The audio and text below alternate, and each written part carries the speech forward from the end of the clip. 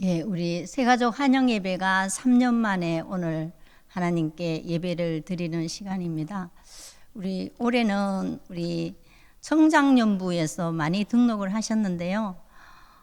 갑자기 또 코로나가 심해져 가지고 오늘 그 중에서도 많이 참석하기는 했지만은 코로나 때문에 어린이들 또 걱정이 돼서 다 참석하지 못함을 좀 아쉬워하는 마음으로 우리 옆에 분하고 하나님은 사랑이십니다. 이렇게 인사하고 우리 말씀을 나누도록 하겠습니다. 인사합니다. 하나님은 사랑이십니다. 예. 예. 하나님은 사랑이십니다. 하나님께서는 애굽의 바로의 종으로 고통당하는 이스라엘 자손의 신음하는 소리를 들으셨습니다.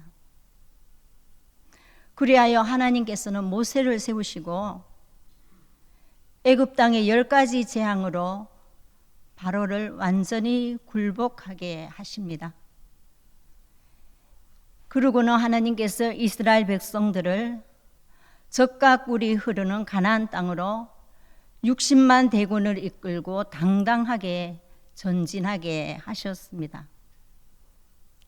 막상 장자의 사망을 겪은 직후 서둘러 이스라엘 백성을 애굽에서 쫓아내 보냈던 바로 왕은 훌륭한 노동력을 가진 이스라엘을 잊어버렸다는 아쉬움의 미련을 떨치지 못하고 끝내 이스라엘을 추격하게 됩니다.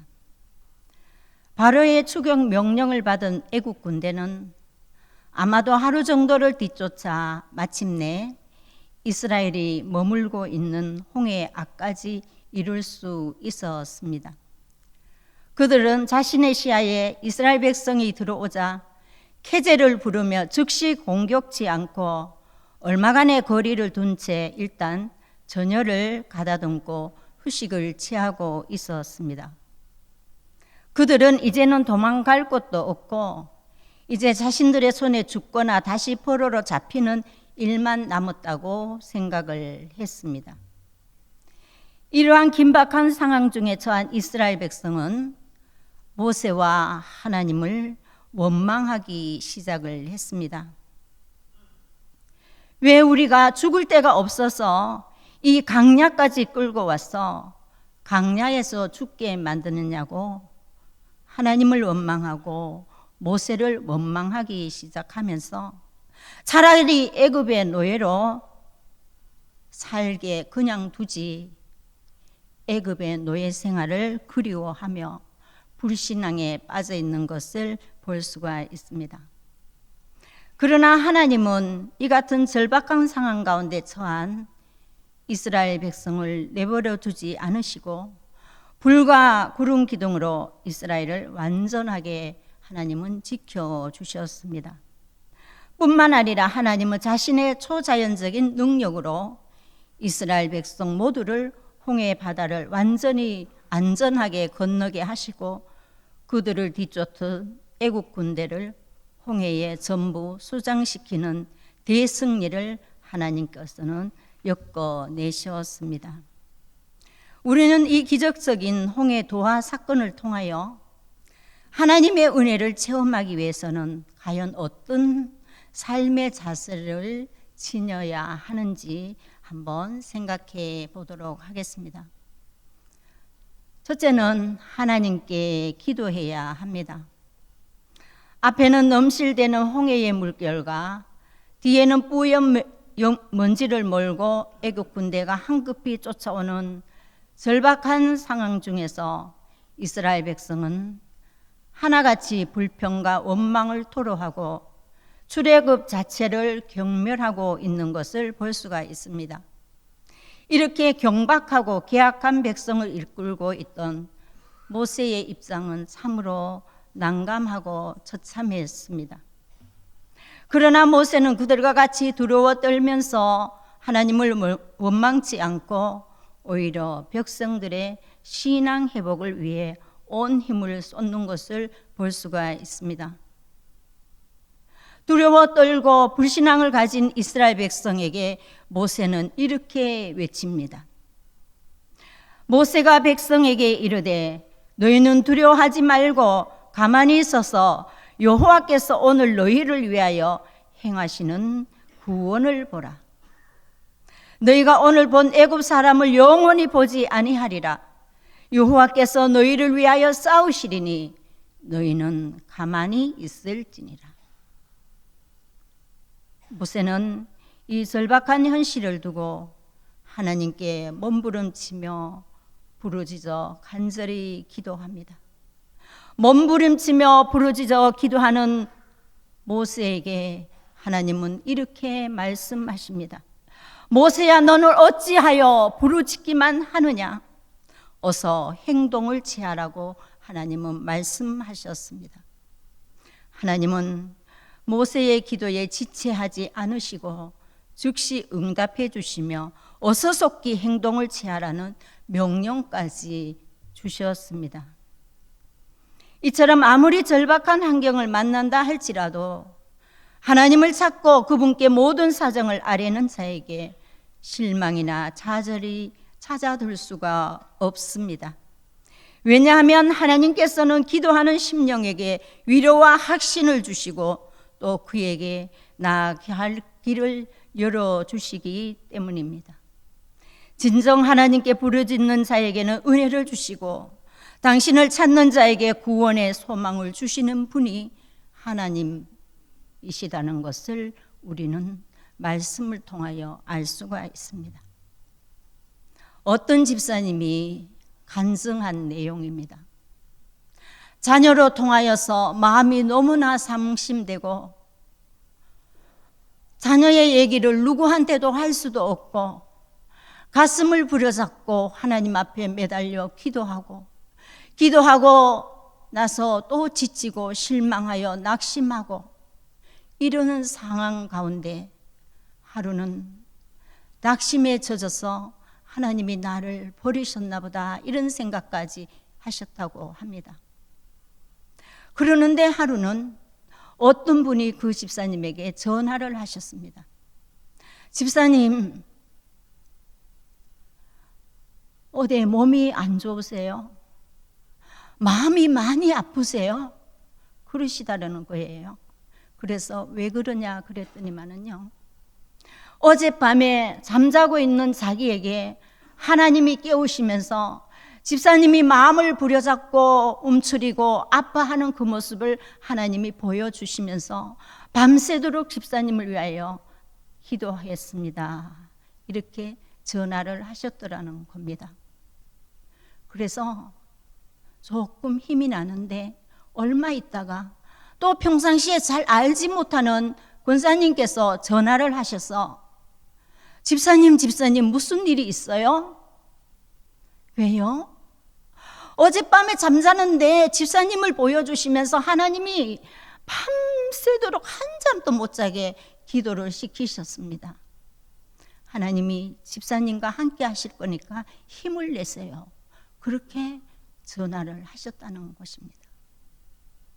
그 전화를 받고는 이 집사님이 하나님이 나를 버리시지 않으시구나. 하나님, 내가 힘들어하는 그 모습을 하나님이 보고 계셨구나. 하나님이 내 기도에 하나님의 불쌍히 여겨주셨구나. 힘을 내자. 하나님이 하실 거야. 하나님이 기도를 응답해 주실 거야. 힘을 얻고 용기를 얻었다는 간증을 제가 들었습니다. 여러분, 하나님은 부르짖는 자에게, 하나님은 애통하는 자에게, 하나님은 그냥 듣고 계시지 않고 분명히 만나주시고 응답해 주신다는 하나님이십니다. 그래서 우리는 어떤 일을 만난다 할지라도 정말 홍해와 같이 앞에 감당할 수 없는 물결이 몰아친다 할지라도 우리는 낙심하거나 좌절하지 말고 하나님 앞에 매달려 기도할 때에 모세에게 응답하신 하나님께서 우리에게도 기도의 응답을 허락해 주실 줄 믿습니다.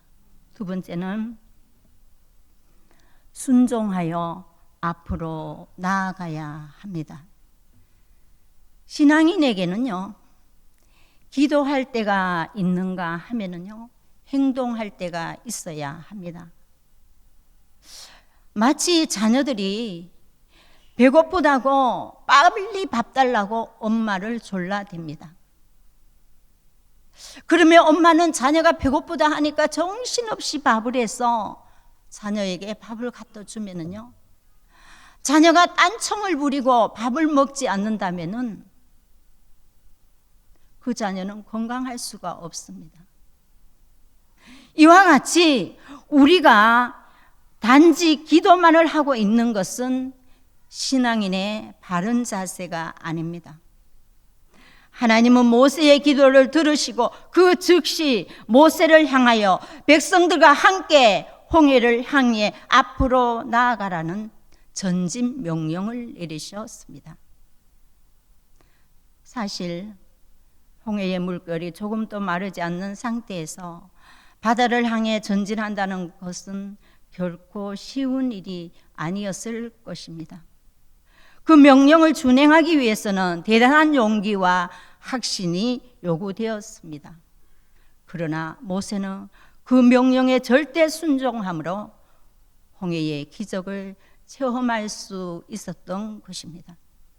하나님께서는 우리의 삶의 후퇴가 필요한 환경이나 앞으로 나아가는 것이 불가능한 자리로 당신의 백성을 이끌지 아니하십니다. 하나님은 당신이 친히 길을 마련해 주지 않고서 당신의 백성에게 나아가라 명령하지 않으십니다.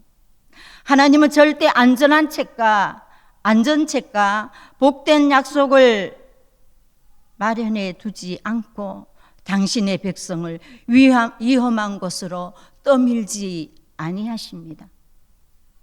참 신앙인은 하나님의 이 같은 성품을 굳게 믿어야 됩니다.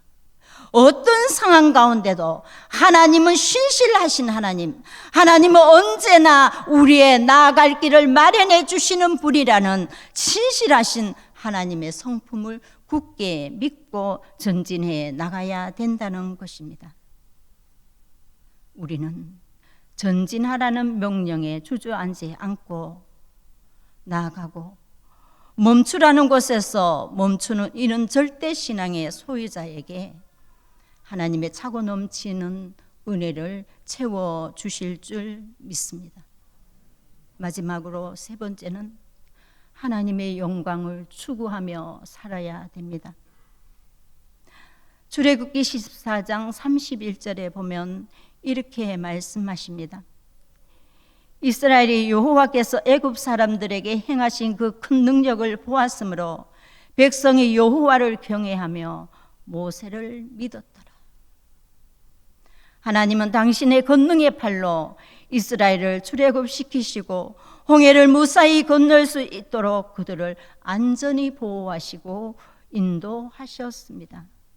또한 하나님은 당신의 백성을 해치려는 악한 무리들을 홍해 바다에 모두 몰살시키셨습니다.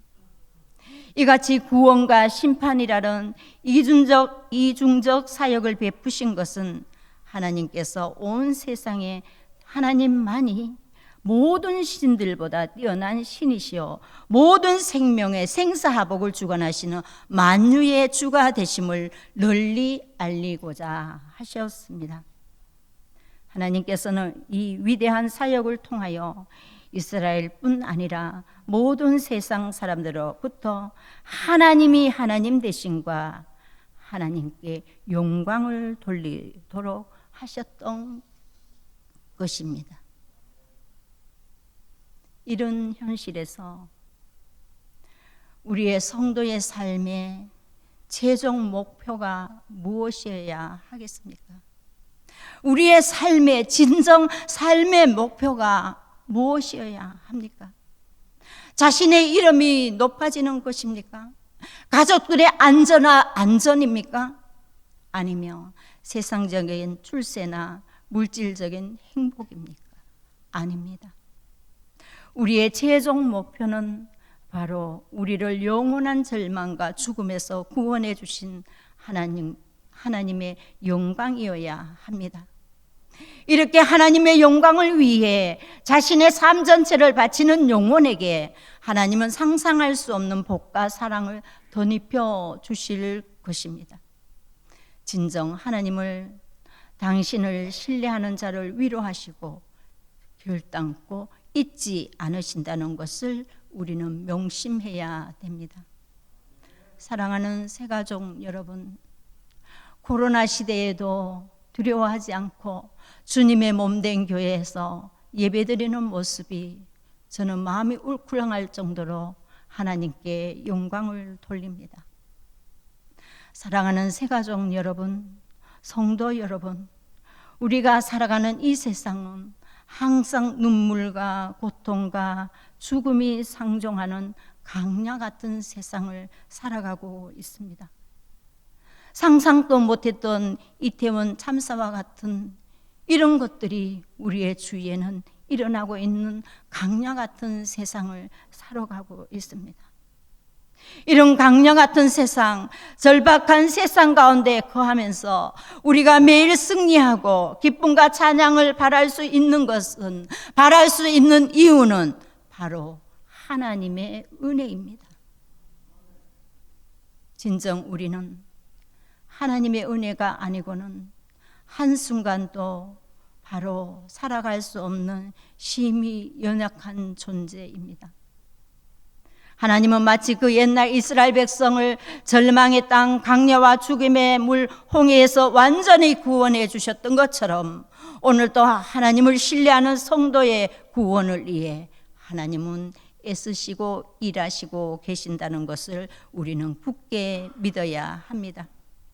우리가 매일 이러한 하나님의 은혜 안에 거하기 위해서는 무엇보다도 우리의 유일한 구원이신 하나님께 우리의 사정을 아내고 우리의 모든 염려와 근심을 맡길 수 있는 믿음의 기도를 잊지 마시기를 바랍니다. 또한 하나님께서는 우리에게 명하시는 바를 주저치 않고 절대 순종의 자세로 앞으로 신앙에 계속 전진해 나가야 할 것입니다. 그리고 우리 자신을 위해 살지 않고 오직 하나님의 영광을 위해 우리의 시간과 정열과 소유를 바쳐야 됩니다. 진정 하나님은 하나님을 신뢰하는 자, 하나님을 결코 외면하지 않으십니다. 여러분, 험악한 강야 같은 세상을 살아가는 우리는 어떤 상황 가운데도 하나님께 부르짖어 기도하시기를 바랍니다. 강야 같은 세상에서 정말 전진할 수 없고 신앙에 전진할 수 없는 이런 상황이라도 우리는 하나님을 신뢰하고 그분을 100% 신뢰하면서 신앙에 전진을 하시기를 바랍니다.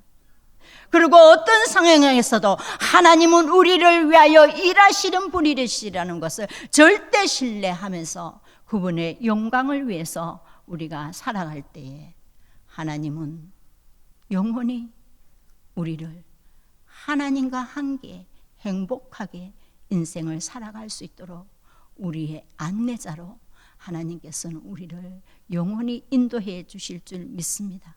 그 하나님을 깊이 마음속에 새기시고 하나님 제일 주의로 하나님의 영광을 위해서 살아가셔서 부디 하나님의 사랑 안에 거하는 우리 모든 새가족과 성도 여러분 되시기를 바랍니다. 기도하겠습니다. 참 좋으신 하나님 감사합니다. 강야 같은 세상, 한치 앞도 모르는 세상, 하나님 없이는 하루로 살아갈 수 없는 세상에 우리가 살면서 우리는 실망하지 않습니다. 전지전능하신 하나님이 계시기 때문입니다. 하나님은 우리의 기도를 들으시고 하나님은 우리를 앞으로 안내하시고 인도하실 뿐 아니라 하나님의 영광을 위해 살 수 있는 하나님의 사람으로 세우시고 영광을 받으실 줄 분명히 믿습니다. 그런 신앙의 다짐으로 하나님의 자녀답게 살아가는 우리 모두가 되게 하여 주시옵소서. 예수님 귀하신 이름으로 기도하옵나이다. 아멘.